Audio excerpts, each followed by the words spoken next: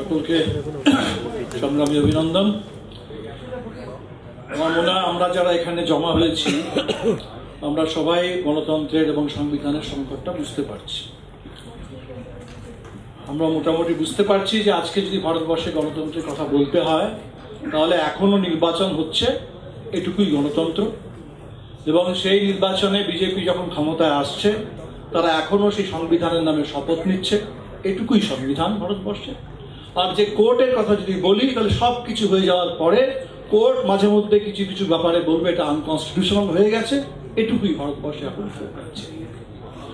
এই যে অবস্থায় আমরা পৌঁছেছি এটা আমাদের কাছে একটা অপ্রত্যাশিত হঠাৎ মনে হতে পারে, কিন্তু আমার মনে হয় এটা খুব হঠাৎ নয়, খুব অপ্রত্যাশিত, অভূতপূর্ব হলেও খুব অপ্রত্যাশিত নয়।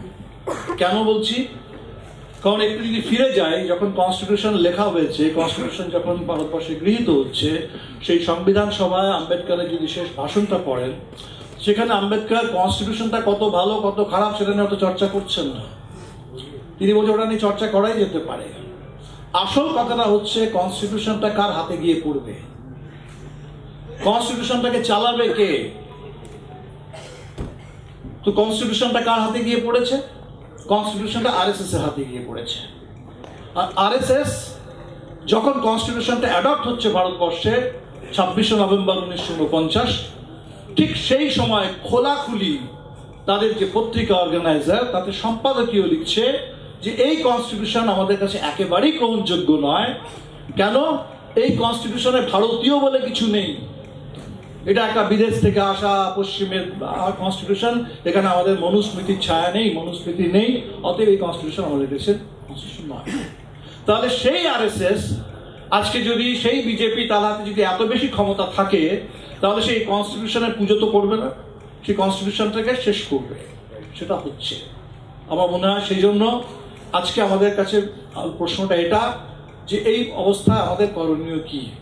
আম্বেদকর এই কারণে বলেছেন যে কনস্টিটিউশন নিয়ে খুব আলোচনা যাননি, কারণ আমরা জানি আম্বেদকর যে কনস্টিটিউশন লিখতে চেয়েছিলেন সেই কনস্টিটিউশন লিখতে পারেননি।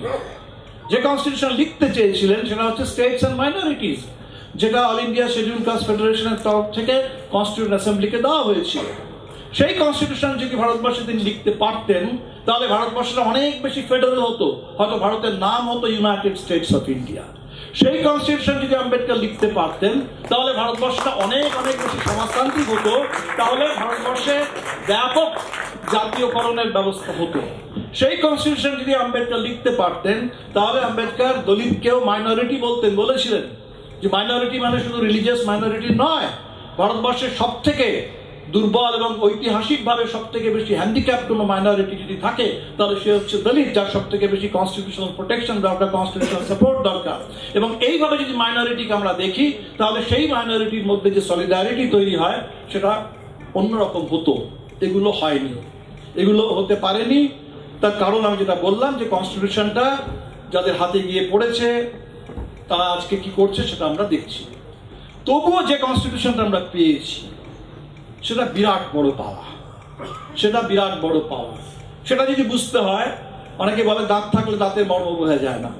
যেগুলো থাকে, যে জিনিসগুলোকে আমরা টেকেন ফর গ্রান্টেড নিই, যতক্ষণ মনে হয় এটার উপরে কোনো সংকট নেই ততক্ষণ সেটা মূল্য বুঝি না। আজকে যখন দেখা যাচ্ছে যে ভারতবর্ষে এই মুহূর্তে কোনো কিছু টেকেন ফর গ্রান্টেড নেওয়া যাবে না, যা কিছু দেখতে আমরা অভ্যস্ত, যা কিছু দেখতে অভ্যস্ত সেগুলো কোনো কিছুই আজকে আর নিরাপদ নয়, বিপন্ন।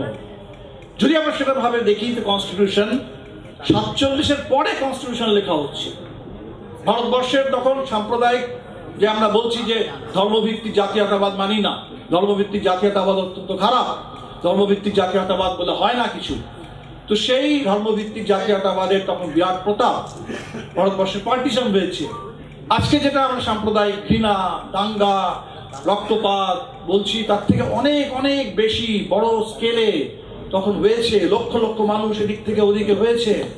সেই পার্টিশনের পরিস্থিতিতে দাঁড়িয়ে ভারতবর্ষ এই কনস্টিটিউশনকে গ্রহণ করেছে, যেখানে অত্যন্ত স্বাভাবিকভাবে কনস্টিটিউশন এটা বলেছে যে ভারতবর্ষের নাগরিকদের মধ্যে ধর্মের ভিত্তিতে, জাতির ভিত্তিতে, ভাষার ভিত্তিতে কোনো ভেদাভেদ করা হবে না।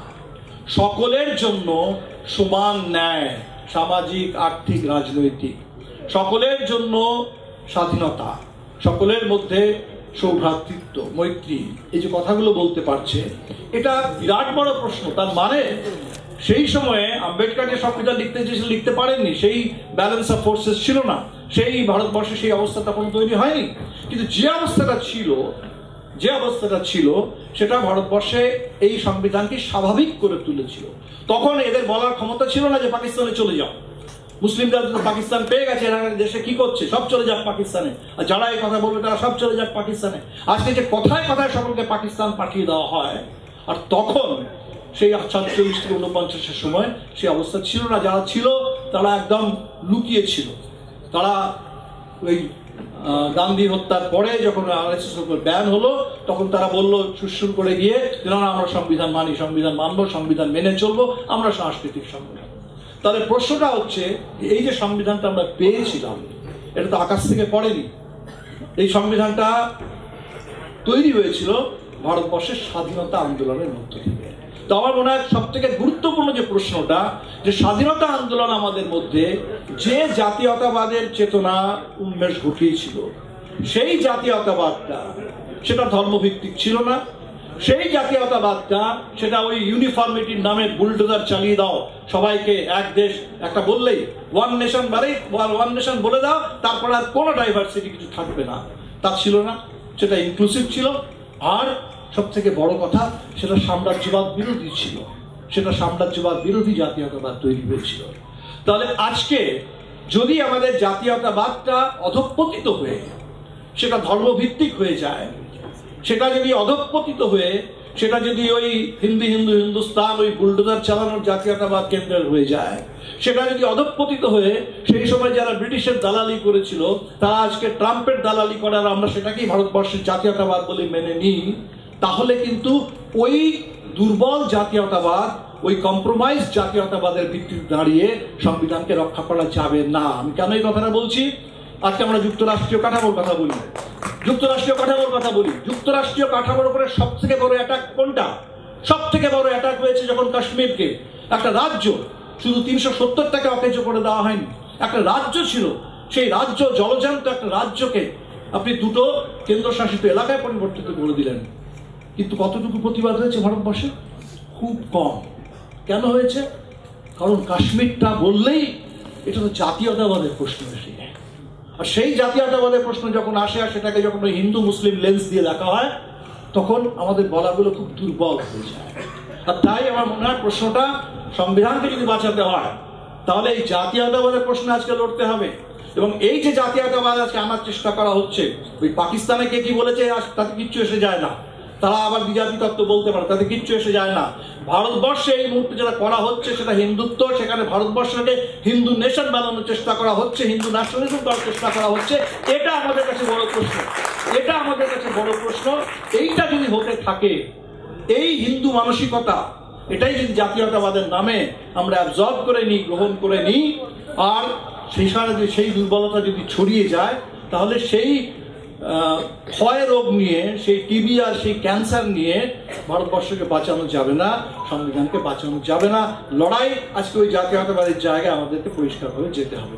দু চারটে কথা বলে শেষ করব। আজকে প্রত্যেকটা পদে পদে আমরা লড়াইটা দেখতে পাচ্ছি।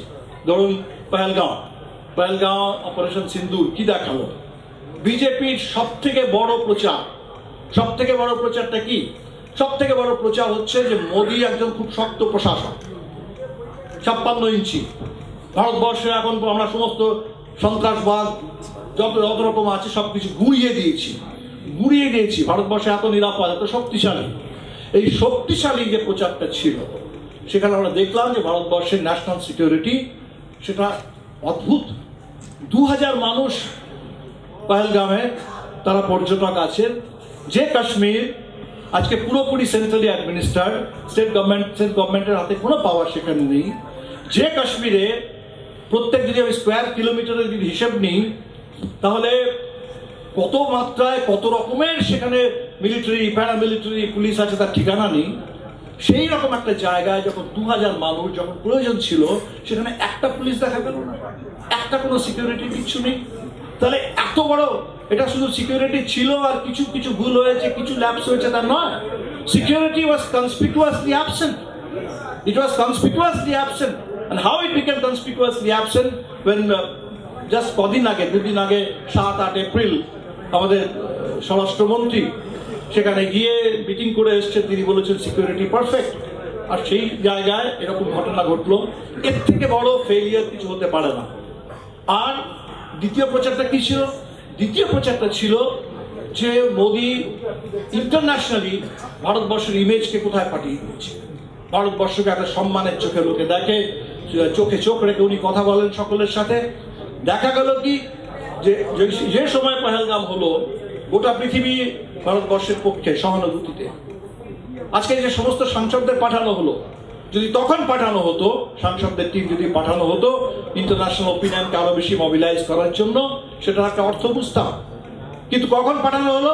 যখন অপারেশন সিন্দুর, সেই অপারেশন সিন্দুর যখনই শুরু হলো, দুটো নিউক্লিয়ার পাওয়ার, পাশাপাশি দুটো দেশ, একটা পরমাণু যুদ্ধের বিপদ, পৃথিবীতে কে আপনাকে সমর্থন করবে? কেউ সমর্থন করবে না। কেউ সমর্থন করবে না এই যুদ্ধের বিপদকে, যুদ্ধের উন্মাদকে, যুদ্ধ জিগিরকে। গোটা পৃথিবীতে কেউ করেনি। সম্পূর্ণ আমরা বিচ্ছিন্ন। আমাদের বিদেশ নীতির এত বড় ফেলিয়ার, এত বড় আইসোলেশন, একটা দেশ নেই, নেপাল পর্যন্ত নেই, একটা দক্ষিণ এশিয়ার কোনো দেশ নেই, গোটা পৃথিবীর কোনো দেশ নেই যে আমেরিকাকে আপনি বন্ধু বন্ধু বলেন, তারা নেই, কেউ নেই। তাহলে সেই বিদেশ নীতি যখন ফেল করে গেল, তখন সাংসদদেরকে পাঠানো হলো। কোন সাংসদদের পাঠানো হলো? যাদেরকে আপনি প্রতিদিন বলেছেন যে এরা সমস্ত দেশদ্রোহী, এরা দেশের শত্রু, এরা পাকিস্তানে চলে যান। আপনার নিজের পার্টিতে একজন মুসলিম সাংসদ নেই, একজন মুসলিম মন্ত্রী নেই। আপনি মনে করেন তাদের কোনো প্রয়োজন নেই। এখন আপনাকে বিদেশে পাঠানোর জন্য মুসলিম সাংসদ দরকার। আর তার জন্য সেই এমজে আকবর যেরকম একটা যৌন হেনস্থার কেসে তাকে মন্ত্রী পদ থেকে চলে যেতে হয়েছে, তাকে রিসারেক্ট করে তাকে তুলে আনা হলো। এবার এমজে আকবর গিয়ে সেখানে গিয়ে কথা বলবেন, তাকে আপনি সেখানে পাঠাচ্ছেন। ধরুন ওয়েসি সাহেব এখন বলছেন, অনেক কথা বলছেন, আমি দেখছি ওয়েসি সাহেবকে নিয়ে খুব অনেক প্রচার হচ্ছে, পাকিস্তানের বিরুদ্ধে গরম গরম কথা বলছেন, ঠিক কথা প্রচার হচ্ছে। তাহলে আমার প্রশ্ন তোলা উচিত যে এই গরম গরম কথাগুলো যদি প্রচার করা হয় খুব করে, তাহলে কালকে যদি ওয়াকফ বোর্ড নিয়ে উনি যে কথাটা বলেছেন সেটা কেন খারাপ? ওয়াকফ বোর্ড নিয়ে যে কথাটা উনি বলছেন তাহলে এই যে প্রত্যেকটা মসজিদকে খুঁড়ে খুঁড়ে মসজিদের তলে মন্দির বের করা হচ্ছে 1991 আইনটাকে ছুঁড়ে ফেলে দিয়ে, এই কথাগুলো যখন মুসলিম সাংসদরা তোলেন না সবাই তোলেন, তখন সেটা কেন খারাপ হয়ে যায়? তাহলে কাজের বেলায় কাজী, কাজ করলে বাজি। তাহলে এখন কাজ করানোর জন্য এটাকে নিয়ে কাজ করা, এই যে ব্যাপারটা হচ্ছে, এত বড় একটা ফেলিয়ার, সম্পূর্ণভাবে ফেল করে গেছে সরকারটা। কিন্তু আমাদের সামনে বড় লড়াই।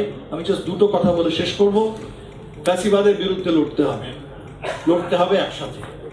ফ্যাসিবাদের অভিজ্ঞতা একটাই অভিজ্ঞতা। ফ্যাসিবাদ থেকে যে কবিতাটা বেরিয়ে এসেছিল জার্মানি থেকে, সেই নিমুল্লাদের কবিতাটা, যে প্রথমে যখন ওরা এলো সোশ্যালিস্টদের বিরুদ্ধে লড়তে, আমি কিছু বলিনি কারণ আমি সোশ্যালিস্ট ছিলাম না, ট্রেড ইউনিয়নের বিরুদ্ধে লড়তে এলো, বললো আক্রমণ করলো, আমি কিছু বলিনি কারণ আমি ট্রেড ইউনিয়ন করতাম না। ওদের যখন করেছে বিভিন্নভাবে টুকরো টুকরো করে আলাদা আলাদা করে অ্যাটাক করেছে, আমরা কিছু বলিনি। যখন আমার উপরে অ্যাটাকটা নামলো, তখন আমি চারপাশে তাকিয়ে দেখছি আর বলার জন্য কেউ নেই। This is fascism. যখন আসে এক এক করে, যখন অ্যাটাক করে, আমরা অনেকে চুপ করে থাকি। আমরা একে অন্যের যে তার যে দুঃখ, তার যে কষ্ট, তার উপরে যে আক্রমণ, সেটা বুঝি না। আমরা মনে করি যখন সিটিজেনশিপ অ্যামেন্ডমেন্ট অ্যাক্ট এসছে, যে ওটা তো মুসলমানদের ব্যাপার, শাহিনবাগ হচ্ছে ওরা তো মুসলিম মহিলাদের ব্যাপার, ওরা হাজার হাজার লোক করেছে, আমি কি দুটো ভাষণ দিয়ে চলে আসবো, আমার কাজ তাতেই হয়ে যাবে, সংবিধান নাগরিকত্ব রক্ষা করে দেবো। আমি এটা মনে করি না যে আমার প্রয়োজন হচ্ছে যে এটা নাগরিকত্ব আইন সংশোধনটা কোনো মুসলিমদের উপরে আলাদা করে আক্রমণ নয়, এটা ভারতবর্ষের সংবিধানের উপরে আক্রমণ। এবং এই কথাটা যদি ভারতবর্ষের ব্যাপক হিন্দু জনগণকে আমি বোঝাতে না পারি, তাহলে আমি সংবিধানকে রক্ষা করতে পারবো না। এই কথাটা বোঝা, এটা আমাদের দায়িত্ব। আমরা যারা কমিউনিস্ট, আমরা যারাই ব্যুরোক্রেটিক পলিটিক্সের কথা বলি, আমাদের সকলের দায়িত্ব এটা। বড় বড় ভাষণ দেওয়া, সব কিছু লোক জড়ো হলে সেখানে গিয়ে বলা, এটা আমাদের দায়িত্ব নয়। এটা খুব বড় কথা। আমার মনে হয় এইটা আজকে বোঝা দরকার, যে কি করে যখনই কিছু ঘটছে, কোথাও কিছু ঘটছে, কি করে একে অপরের পাশে দাঁড়াতে পারে। এই বড় ঐক্যটা দরকার, এই লড়াইটা। এবং এই লড়াইটার আর্জেন্সিটা খুব বোঝা দরকার। এই লড়াইটা খুব আস্তে আস্তে, ধীরে সুস্থে লড়বো, গয়নগচ্ছভাবে লড়লে হবে না। এই লড়াইটা এইভাবে লড়া যাবে না। এই লড়াইটাকে খুব দূরে রিমোট কিছু ভেবে এখন আপাতত এটা করি, পরে ওটা দেখা যাবে, এটা করলে হবে না। কারণ খুব দ্রুত এমন একটা সময় আসবে যখন আর কিচ্ছু থাকবে না, যখন আর কিচ্ছু বাঁচানোর জন্য থাকবে না, কেউ থাকবে না। আর তাই যতক্ষণ আছে তো ফ্যাসিবাদের বিরুদ্ধে আমি সেই জন্য যারাই খুব ফ্যাসিবাদ আর কিছু না, একটা ডেফিনিশন ছিল, it's an open dictatorship of open terrorist dictatorship. তার মানে ফ্যাসিজম হচ্ছে Republic of fear, Republic of fear and Republic of fitters. আমরা চাই একটা রিপাবলিক অফ ফ্রিডম। আর তাই ভয় পেলে তো একদম চলবে না। যদি ভয় পাই তাহলে তো ওদের দমন করারও দরকার হবে না। আমি যদি ভয় পেয়ে নিজেকে নিজেই গুটিয়ে নিই, ভয় পেয়ে যদি কথা বলা বন্ধ করে দিই, ভয় পেয়ে যদি খুব এমন করে মেপে মাপজোক করে এমন করে কথা বলি যেন আমার কথাগুলোর মধ্য থেকে ধরি মাছ না ছুঁই পানি কিছুই বললাম অথচ বললাম না, তাহলে কিন্তু হবে না, তাহলে কিছু হবে না। তাহলে কথাটা ওইভাবে বলতে হবে, সরাসরি বলতে হবে, নির্ভয় ভাবে বলতে হবে, ভয় নেই, নির্ভয় মা বই। তাহলে এই ভয়হীনতাটা খুব দরকার। এবং আমি মনে করি আমাদের যারা আমাদের ছাত্র বন্ধুরা, নেতারা যারা জেলে আছে, উমর খালিদ থেকে শুরু করে সবাই, গুলফিশা থেকে শুরু করে সবাই যারা জেলে আছেন, তারা এক একজন সৈনিক। আজকে তাদেরকে বলা হচ্ছে তারা দেশদ্রোহী, আজকে তাদেরকে বলা হচ্ছে তারা দেশদ্রোহী, কিন্তু একটা দিন, এই দিনটা লম্বা চলবে না। ভারতবর্ষে এই ফ্যাসিবাদ সবকিছু ধ্বংস করে দিতে পারবে না। আমি মনে করি, বিশ্বাস করি যে এই স্বাধীনতা আন্দোলন আমাদের অনেক কিছু দিয়েছে, আমাদের দেশে এই ঐতিহ্য আছে, আমাদের মধ্যে এই চেতনা আছে, এটাকে আমরা ঠেকাতে পারবো, আটকাতে পারবো। এবং সেদিন যখন গণতন্ত্র নিয়ে আমরা বলবো, তখন আমরা বলবো আমাদের যে বন্ধুরা যারা জেলে আছেন, যে ফাদার স্ট্যান স্বামী যিনি বলেছিলেন, if I have to pay a price for telling the truth, I am ready to pay the price, and he paid the price, he paid the price। আর তারা হচ্ছে আমাদের স্বাধীনতা সংগ্রামী। আজকে ফ্যাসিবাদের বিরুদ্ধে দ্বিতীয় স্বাধীনতার লড়াইয়ে তারা আমাদের স্বাধীনতা সংগ্রামী। তাহলে নির্ভয় হয়ে এবং আরো বেশি তাগিদের সঙ্গে, আরো বেশি আর্জেন্সিটাকে ফিল করে সবাই একসাথে মিলে লড়তে হবে। পশ্চিমবাংলা আমি জানি একটা জটিল পরিস্থিতি এই কারণে, কারণ এই রাজ্যে যে সরকারটা আছে সেই সরকার সম্পর্কে গত দীর্ঘদিন ধরে আমরা দেখে আসছি, সেই সরকার নিয়ে মানুষের মধ্যে ব্যাপক বিক্ষোভ, খুব ন্যায়সঙ্গত কারণে বিক্ষোভ।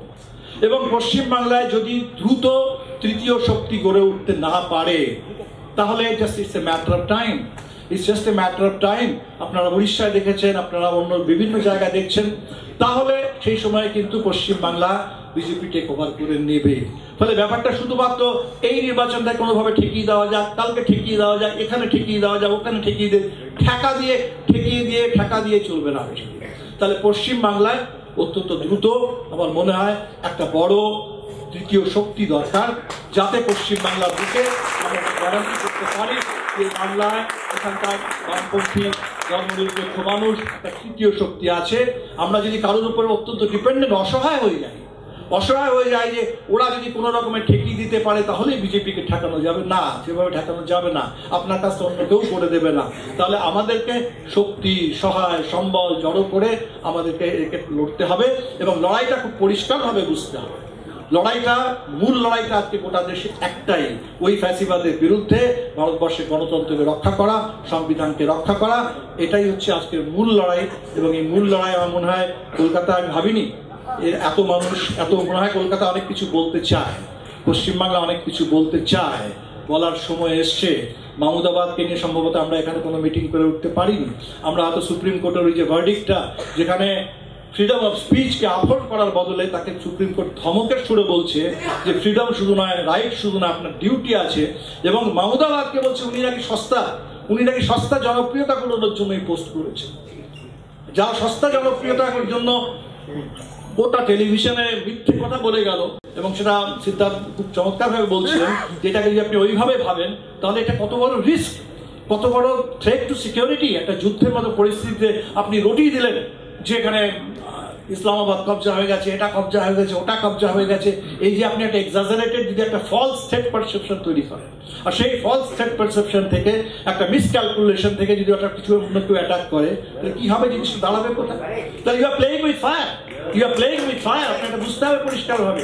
তো এইখানে যে আগুন নিয়ে খেলা, গোটা দেশ যেখানে একটা বিপদের মুখে দাঁড়িয়ে যারা আগুন নিয়ে খেলে, যারা মানুষের জীবন নিয়ে খেলে, ওদের মানুষের জীবন নিয়ে কোনো ব্যাপার নেই।